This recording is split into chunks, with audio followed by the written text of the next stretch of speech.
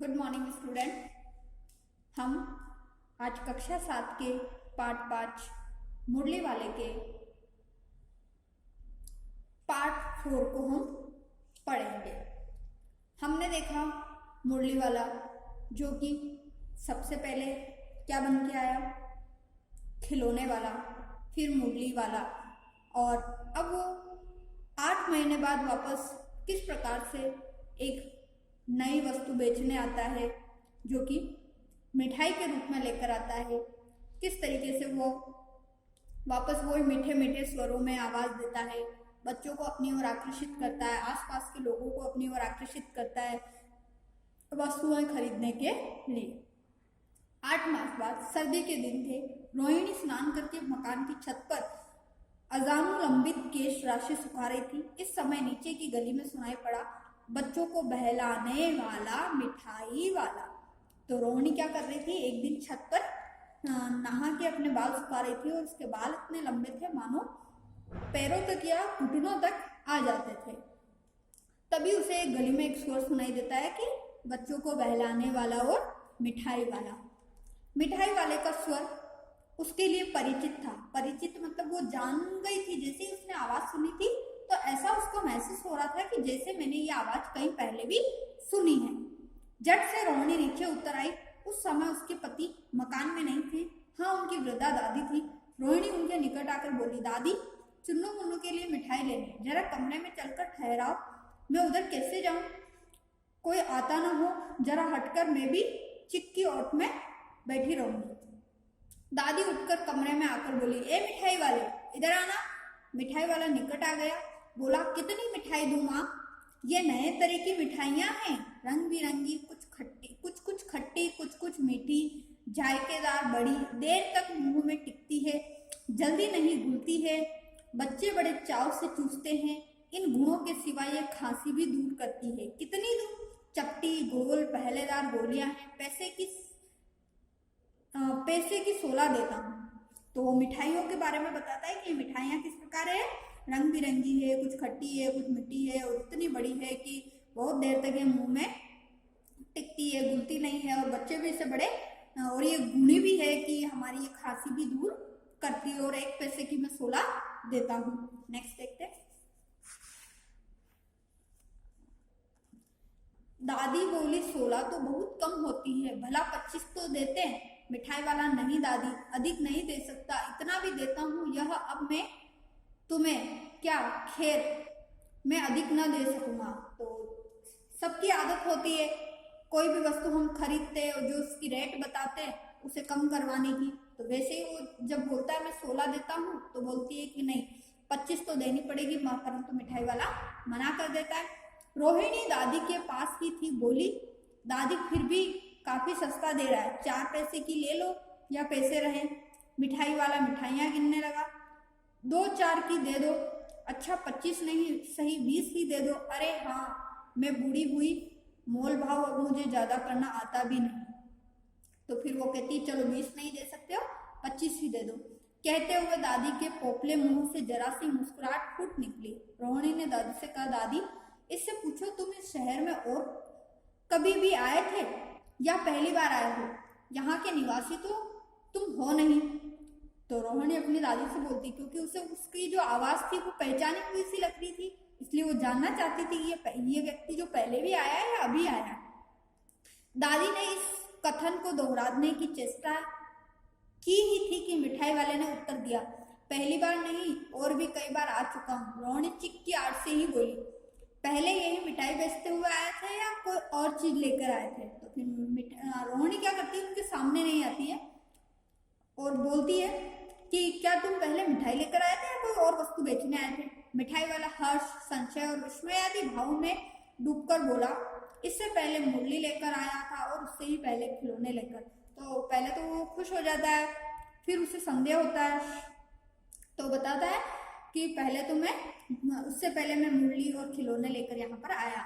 रोहिणी का अनुमान ठीक निकला, अर्थात रोहिणी ने जब उसकी आवाज पहचान ली तो उसे पता चल गया था कि ये वही खिलौने वाला और मुरली वाला है। अब तो वह उससे और भी कुछ बातें पूछने के लिए अस्थिर हो उठी, यानी कि बेचैन हो गई। उससे बहुत सारी बातें पूछने के लिए वो बोली, इन व्यवसायों में भला तुम्हें क्या मिलता है?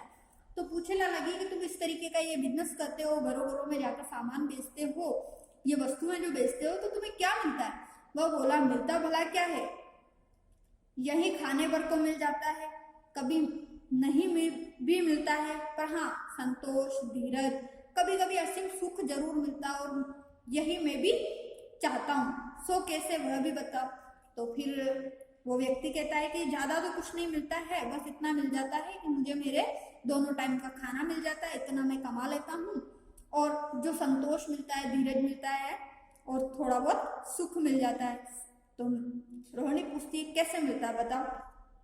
अब व्यर्थ उन बातों की चर्चा क्यों करूं, उन्हें आप जाने ही दे, उन बातों को सुनकर आपको दुखी होगा। तो फिर जब वो अपने जीवन के बारे में कुछ बताना चाहता है, परंतु वो कहता है कि उन बातों को व्यर्थ में ही, बेकार में ही बातें करके क्या मिलेगा, उन्हें उन बातों की तरफ ध्यान नहीं देना। जब इतना बताया है तब और भी बता दो, मैं बहुत उत्सुक हूँ, तुम्हारा हर्जा ना होगा, मिठाई मैं और भी ले लूंगी। तो रोहिणी बोलती है कि अब आपने इतनी सारी बातें बताई, थोड़ी सी और बता दो, मैं आपकी बातों को जानने के लिए बहुत ही उत्सुक हो रही हूँ, मुझे जिज्ञासा हो रही है, मैं एक काम करूंगी, थोड़ी सी और मिठाई ले लूंगी।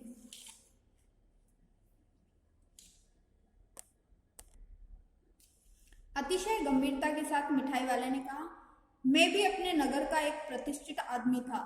अतिशय गंभीरता मतलब बहुत ही गंभीर स्वर में वो बोला कि मैं भी एक नगर में जहां वो रहता था वो प्रतिष्ठित आदमी था, मतलब सम्मानित आदमी था, उसका भी मान सम्मान होता था, मकान, व्यवसाय, गाड़ी घोड़े, नौकर चाकर सभी कुछ था, स्त्री थी, छोटे छोटे 2 बच्चे थे, मेरा वहां सोने का संसार था। सोने का संसार मतलब उसके घर परिवार सब कुछ था, अर्थात सुखी था। बाहर संपत्ति का वैभव था, भीतर सांसारिक सुख था, स्त्री सुंदरी थी, मेरी प्राण थी, बच्चे ऐसे सुंदर थे जैसे सोने के सजीव खिलौने। उनकी अटखेलियों के मारे घर में कोलाहल मचा रहता था, समय की गति, विधाता की लीला, अब कोई नहीं है। दादी, प्राण निकाले नहीं निकले, इसलिए अपने उन बच्चों की खोज में निकला हूँ। वे सब अंत में होंगे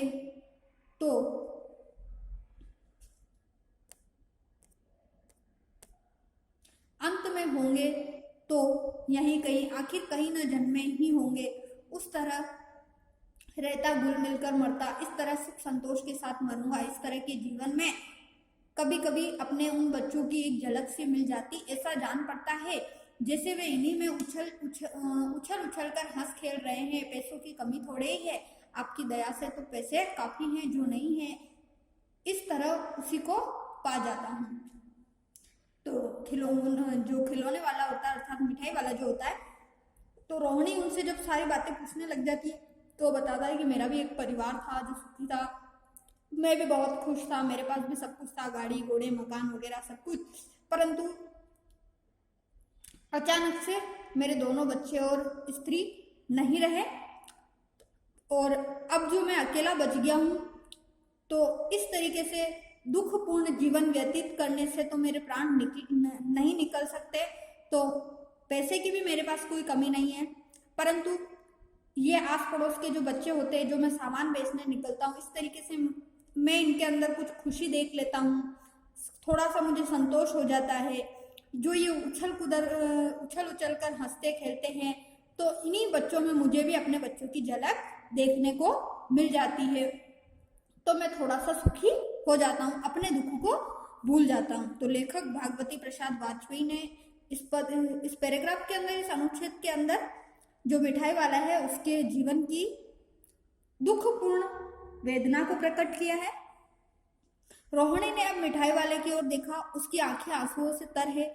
इसी समय चुन्नू मुन्नू आ गए, रोहिणी से लिपटकर उसका आंचल पकड़कर बोले, अम्मा मिठाई मुझसे लो। यह कहकर तत्काल कागज की 2 पुड़ियां मिठाइयां से भरी मिठाई वाले ने चुन्नू मुन्नू को दे दी। तो इस प्रकार से वो बातें करते करते उसको इतना दुख हुआ कि आंखों से आंसू आ गए, और थोड़ी सी देर में रोहिणी के बच्चे चुन्नू मुन्नू आकर अपनी माँ से लिपट जाते हैं और मिठाई मांगते हैं, तो मिठाई वाला स्वयं उन्हें मिठाई दे देता है कि ये लो मुझसे।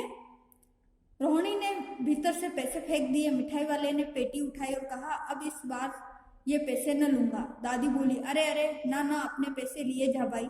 तब तक आगे फिर सुनाई पड़ा उसी प्रकार मादक मृदुल स्वर में, बच्चों को बहलाने वाला मिठाई वाला। तो जब उसने अपने दुखपूर्ण जीवन की के बारे में, जीवन की घटनाओं के बारे में जब वहाँ पर वर्णन किया था, तो उन बच्चों में से भी उसको इतना प्रेम था कि उसने अपनी मिठाइयाँ ऐसे ही दे दी और पैसे नहीं लिए, और वहाँ से चला गया और वैसे ही वापस आगे अपनी मिठाइयाँ बेचने लग गया अपने प्रेमपूर्ण स्वर में, मीठे मीठे स्वर में। तो आज का जो आपका ये जो चैप्टर है मिठाई वाला पार्ट 5 कंप्लीट हो गया है। आपको इसके पीछे दिए गए प्रश्नों के उत्तर ढूंढने हैं।